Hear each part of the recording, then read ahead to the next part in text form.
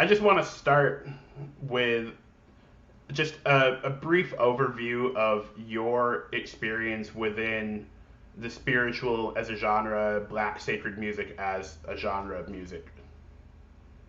Well, Black sacred music as a genre of music has been a part of my life forever.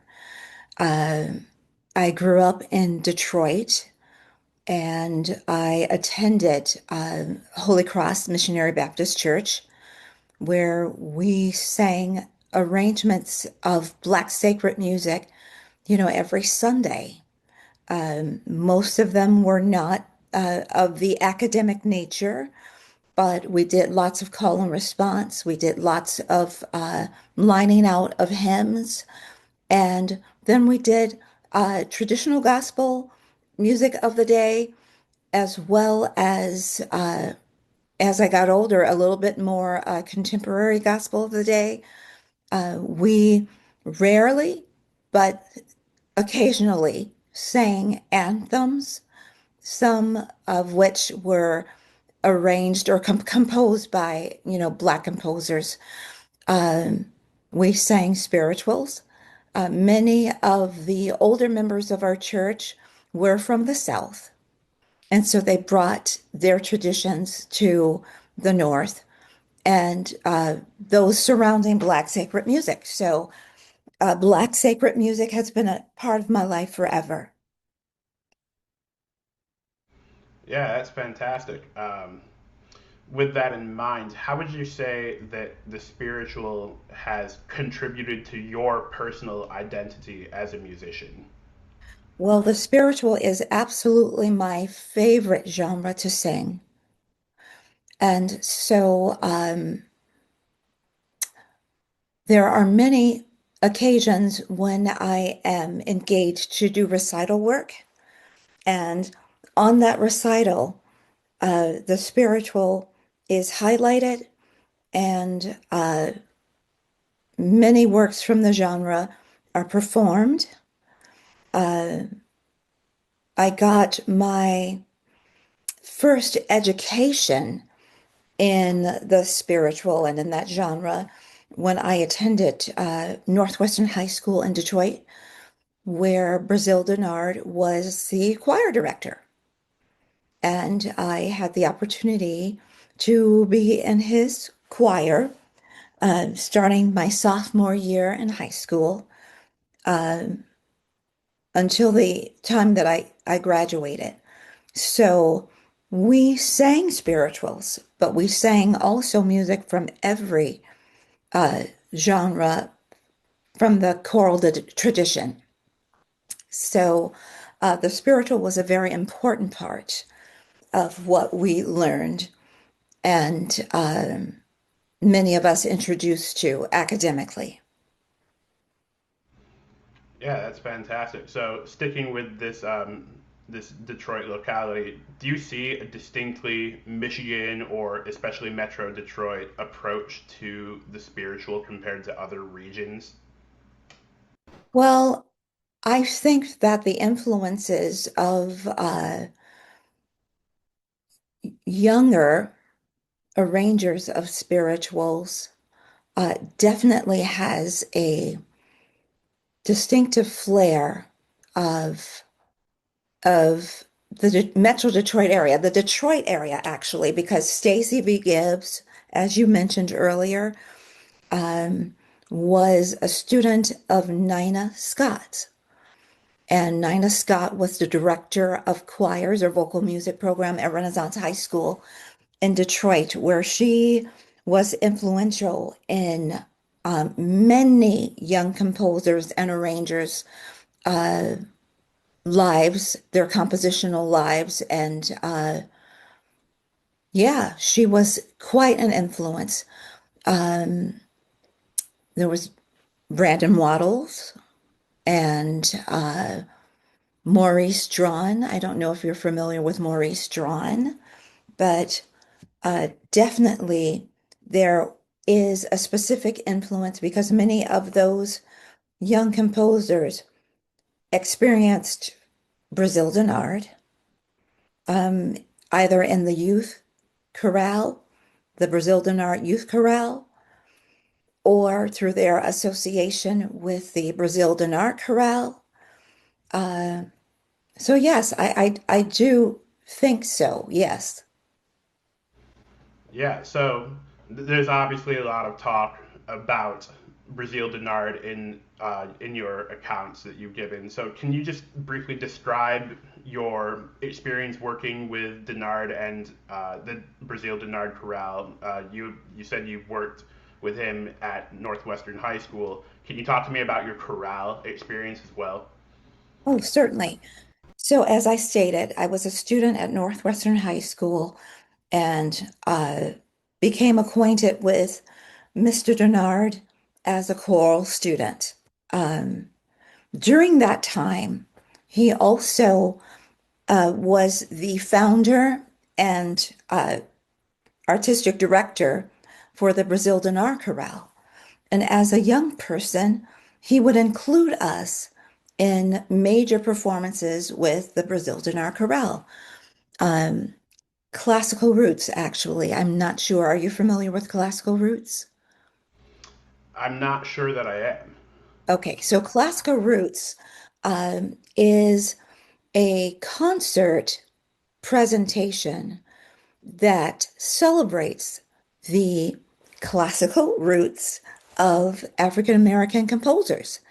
So Brazil um, would go to NAM. Are you associate? Do you, okay, NAM? Are you aware of NAM? I'm aware. I'm not actually associated with them, but I am aware of it. Okay, so that's something that you should do. The National Association of Negro Musicians. Brazil would go to the national conferences and then hear all of this wonderful, beautiful music by African American composers and arrangers that he never heard when he came back home. And so he wanted to bring the spiritual as well as other genres of music by African American composers to a larger audience. He approached uh, several civic leaders as well as the Detroit Symphony Orchestra, and Classical Roots was born.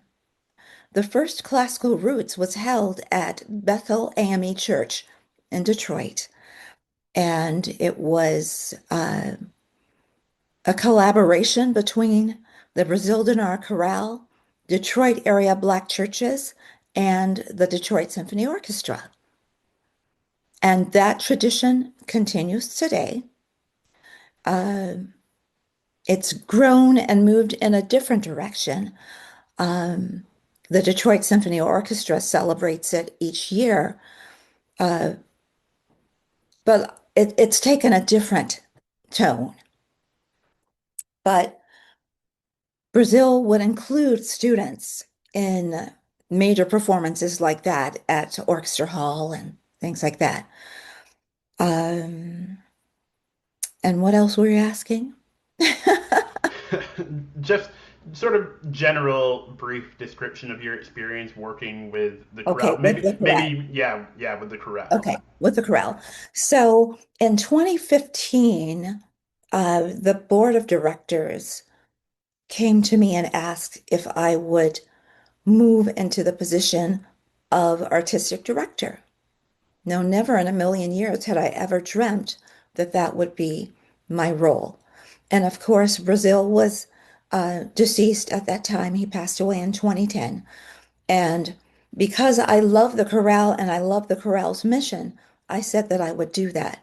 So our mission is to remember, discover, and to preserve the music of African American composers. And we pay particular attention to the genre of the spiritual.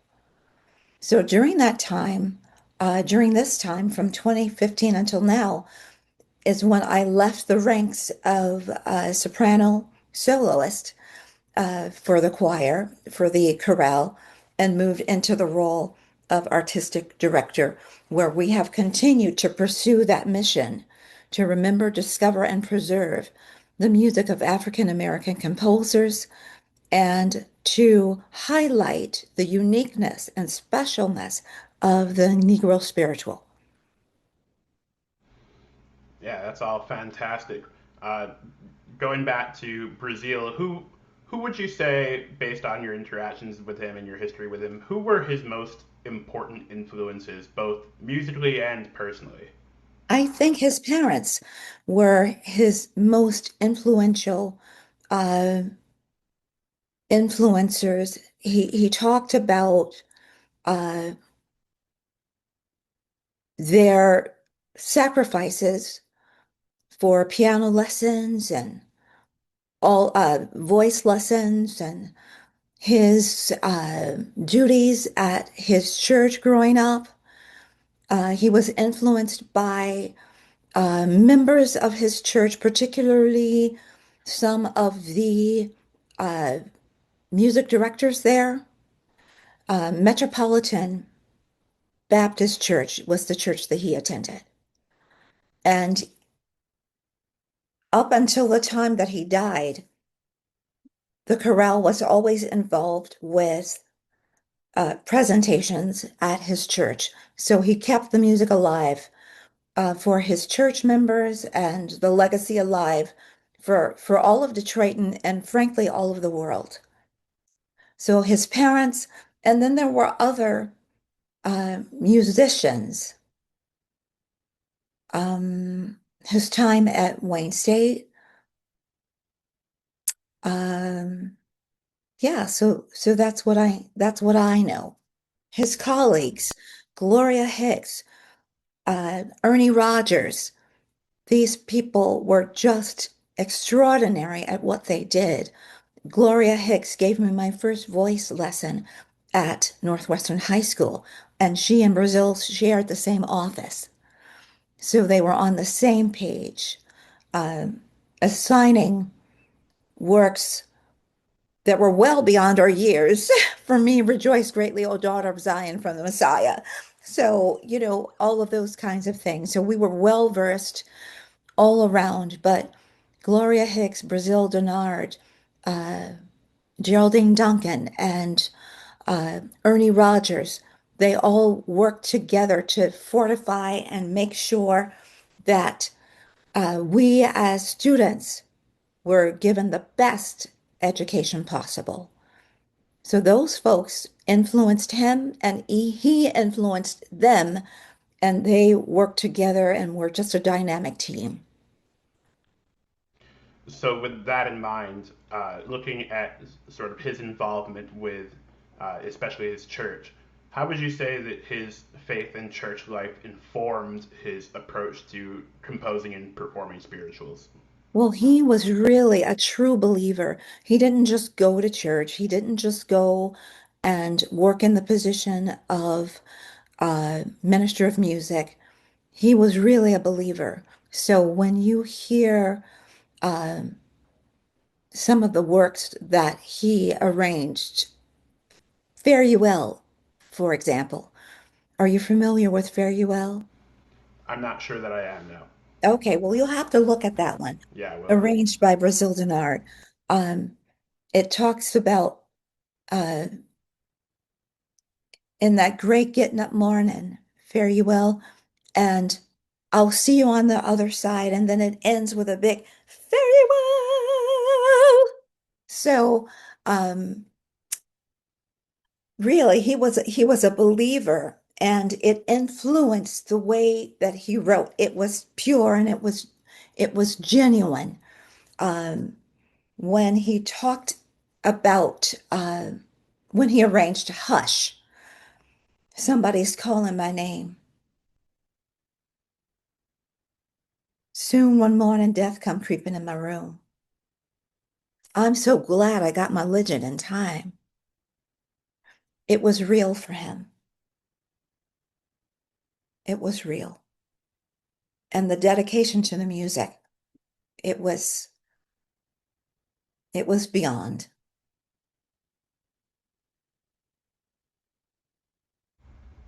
Yeah, fantastic. And I'm actually, we'll get to it in a second. I am programming Hush as the piece to represent Brazeal Dennard. I think it's a Okay. very good representation of his compositional style.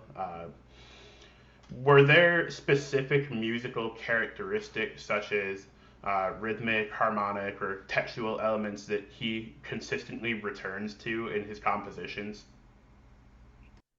Uh, I think harmonically, his compositions were simplistic,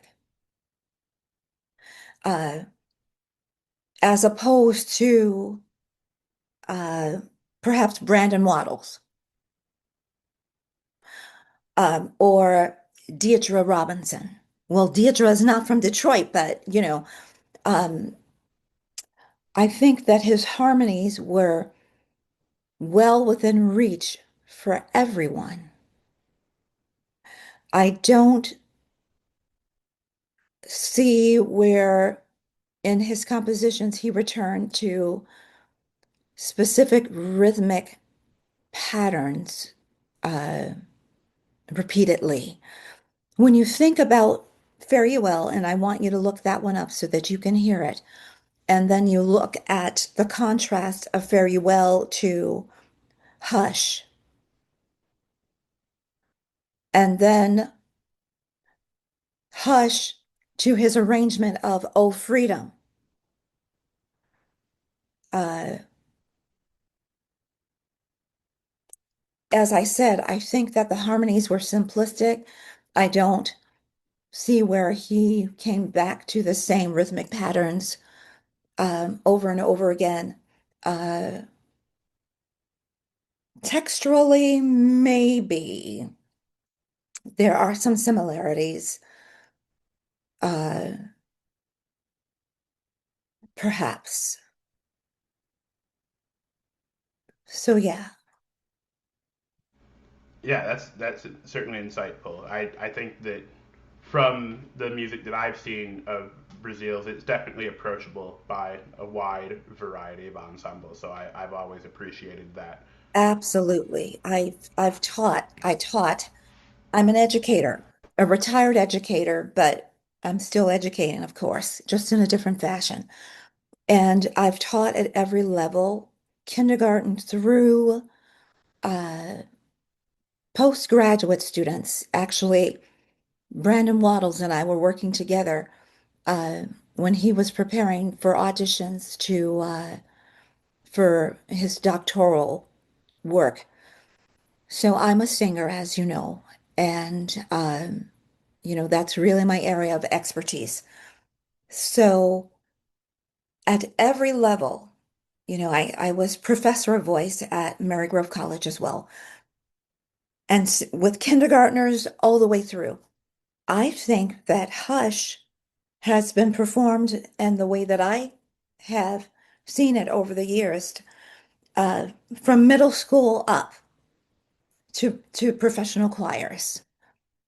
So I think that his music is very approachable, but what distinguishes it from other pieces is the humanity of it and the uh, what his requirements were for performance of the music, stylistically, as well as um, bringing yourself and your emotion to the music.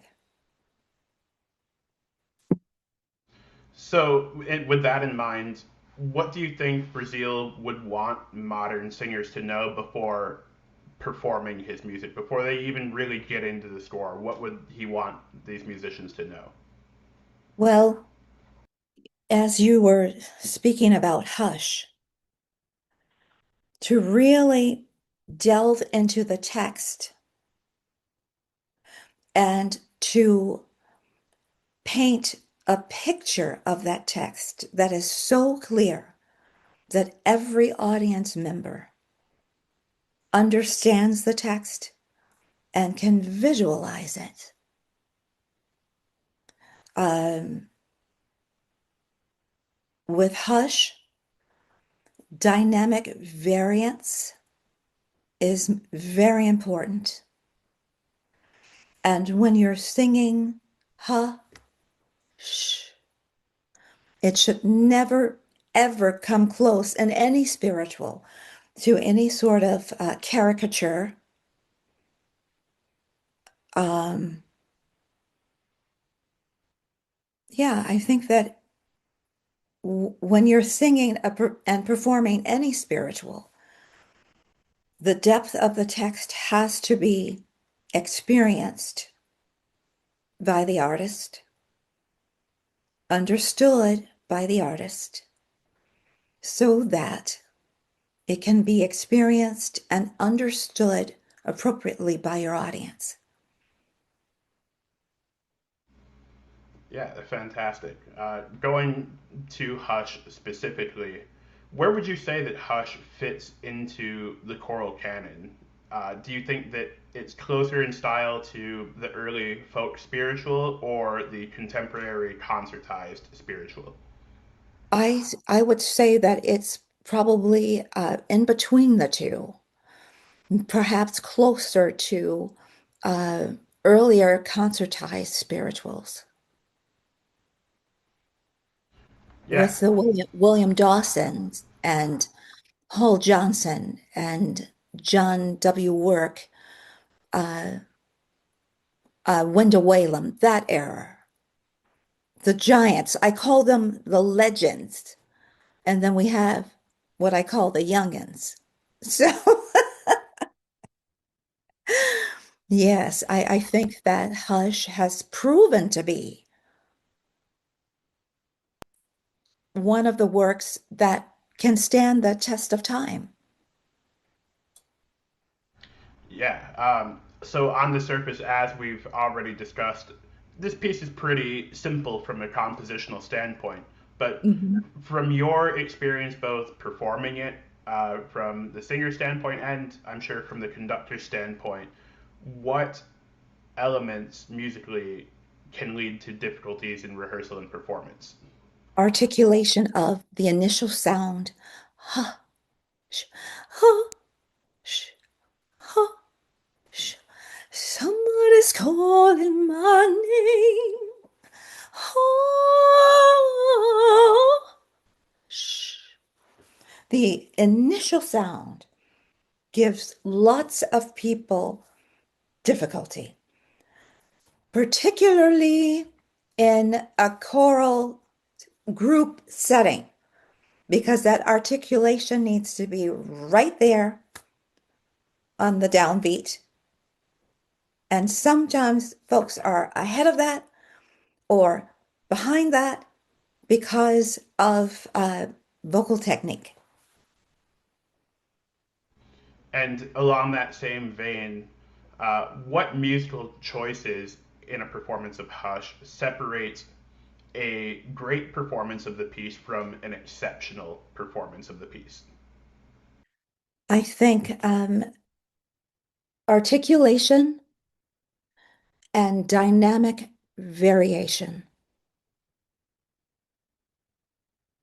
Would you say that overall, I've kind of already alluded to this myself, would you say that this piece is an accurate representation of Dennard's compositional style? I would, yes. Fantastic.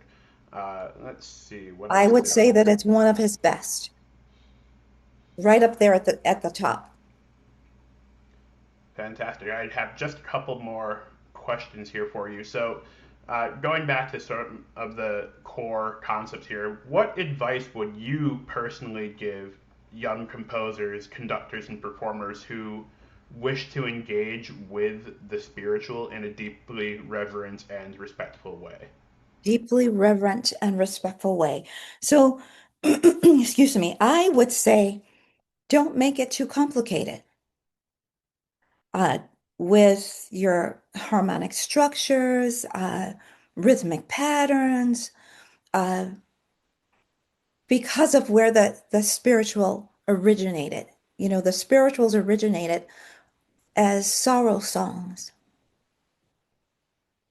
and those were simplistic in nature.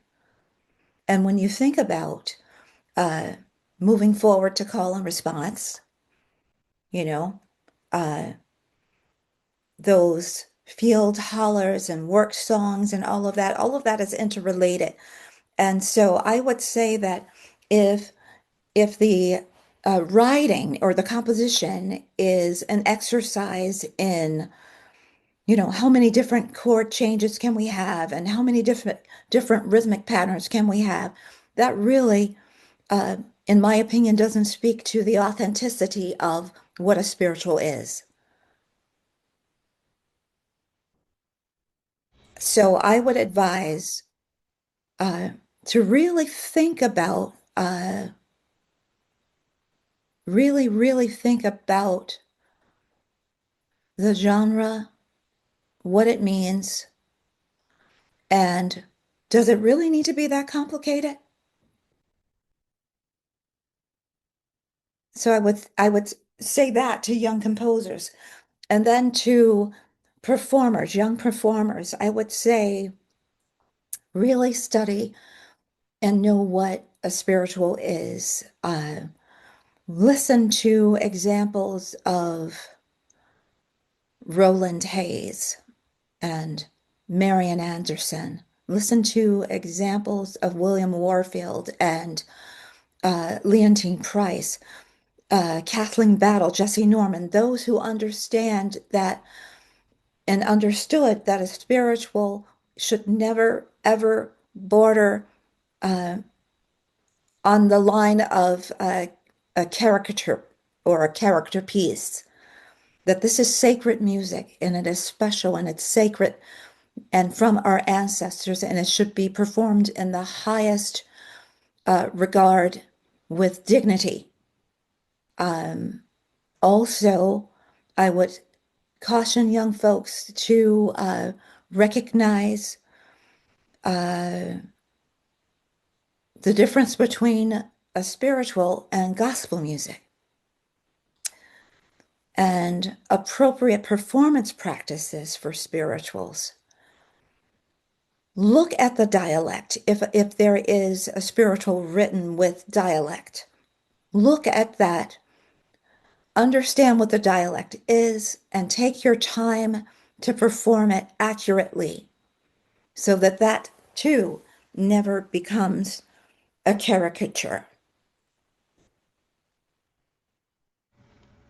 And in a similar line, what do you hope that audiences and performers take away from the work that you have done with the spirituals as well as what Dennard has done with the spirituals? What do you hope that they take away from it? I would hope that they would take away that this is an art form that is sacred, that is worth preserving, and that is worth remembering, and that needs continual discovery of new young composers who understand the tradition of the spiritual, and it should be highlighted as one of America's highest forms of artistry.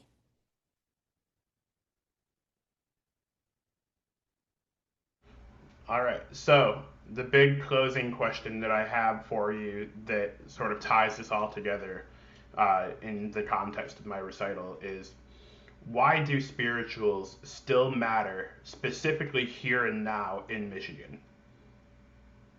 Well, spirituals still matter because they were the songs of our ancestors. They were the songs that helped to get people who were living in the condition of slavery, those who had been enslaved. It helped to bring them through and to give them hope because, you know, when they sang about uh, let my people go, when They sang about, uh, oh, freedom. And before I'll be a slave, I'll be buried in my grave. Uh, then those very same spirituals moved through Jim Crow and then moved through the civil rights movement. And now, as you see, here in our country, we are yet singing those very same pieces to deal with the situations of today, the situations that are at hand. And I think that an art form that has done that for people here in America needs to be remembered, preserved, and discovered, and always uh, performed and celebrated.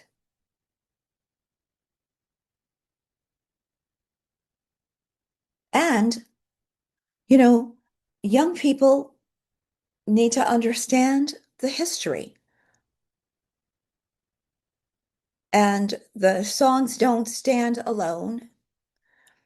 As I just said, we've gone through all of this history and, you know, here we are now, uh, yet singing the spiritual. It is yet giving us hope, yet soothing. They are truly the balm in Gilead. Hmm. Well, I'm certainly very appreciative of you joining me here today. I think that what we're doing here today and the work that I'm doing in preparation for my recital and the recital itself is going to contribute to uh, that continuation of, like, especially educating the young people, educating our community on the importance of the spiritual as a genre. Absolutely. So, and Yes.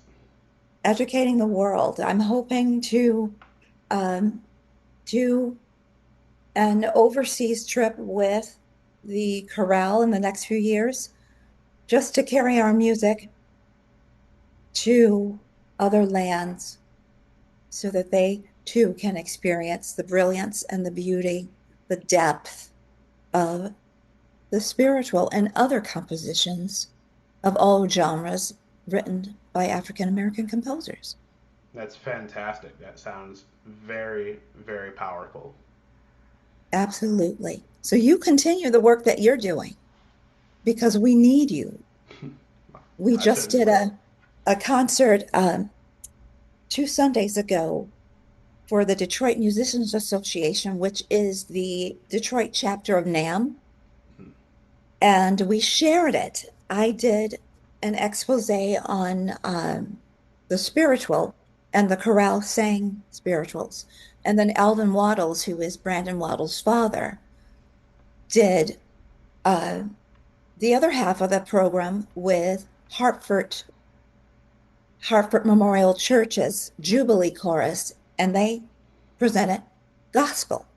So Alvin spoke and gave historical facts about gospel music and the evolution. And we just talked about how so much of it um, is intertwined. So, yep, keep it going. That's the plan. But like I said, I very much appreciate you taking the time to speak with me today. I think it'll go a long way to contributing to this preservation and this Well, continuation. absolutely. Yep, we'll keep up the good work, and I wish you well with everything. Yes, thank you so much.